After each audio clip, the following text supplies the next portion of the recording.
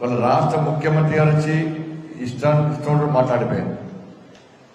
నిన్న కేసీఆర్ గారు వచ్చి కరీంనగర్ వేదికగా మాట్లాడిన తీరు చూస్తుంటే నిజంగా చాలా ఆశ్చర్యం అనిపించింది. ఇవాళ సాయంత్రం సిరిసిల్లకు వస్తున్నాడు. సిరిసిల్లకు వస్తున్న కేసీఆర్ గారు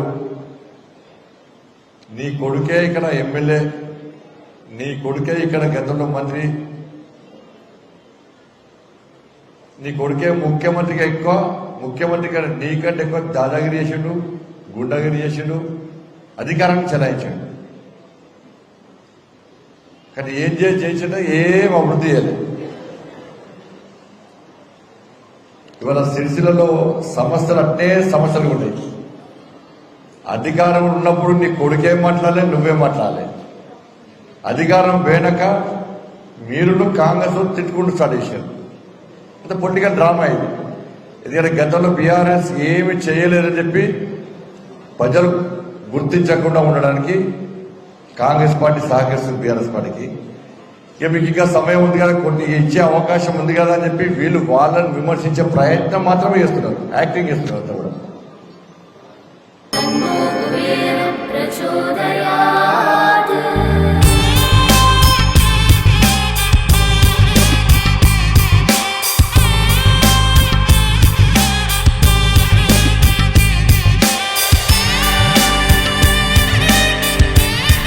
కుబేరలక్ష్మి కటాక్షంతో అందరి ఇంట్లో బంగారం, వజ్రం, వెండి నిండా. లలిత అక్షయ తృతీయ బంగారు నగలకు తరుగులో 1% తగ్గింపు, వజ్రాభరణాలు క్యారెట్కు 5,000 తగ్గింపు.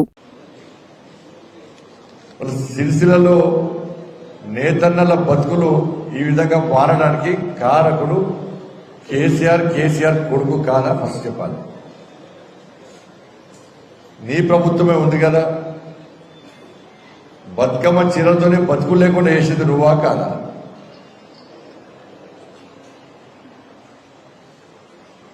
వాళ్ళకి ఇవ్వాల్సిన బకాయిలు ఇవ్వకుండా ఇన్ని రోజులు ముప్పు తిప్పలు పెట్టింది నువ్వా కాదా?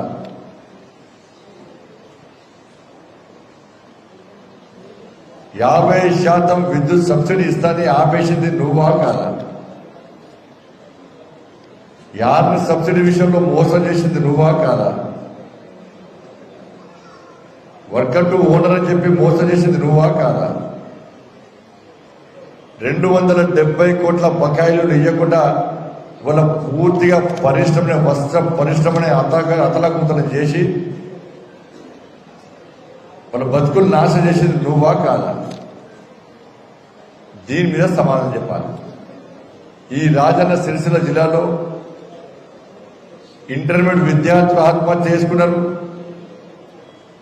అకాల వర్షాల వల్ల రైతులు నష్టపోయారు.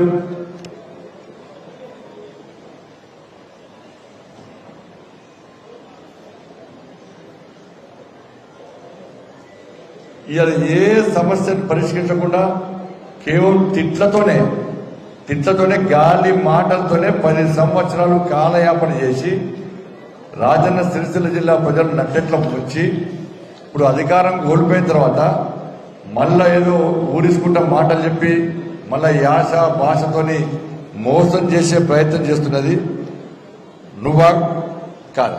చెప్పాలి కేసీఆర్ గారు. నాకు కాంగ్రెస్ వాళ్ళు వచ్చిరాడు, ఇక్కడికి కాంగ్రెస్ వాళ్ళు వచ్చి అన్ని హామీలు ఇచ్చిపోయాడు.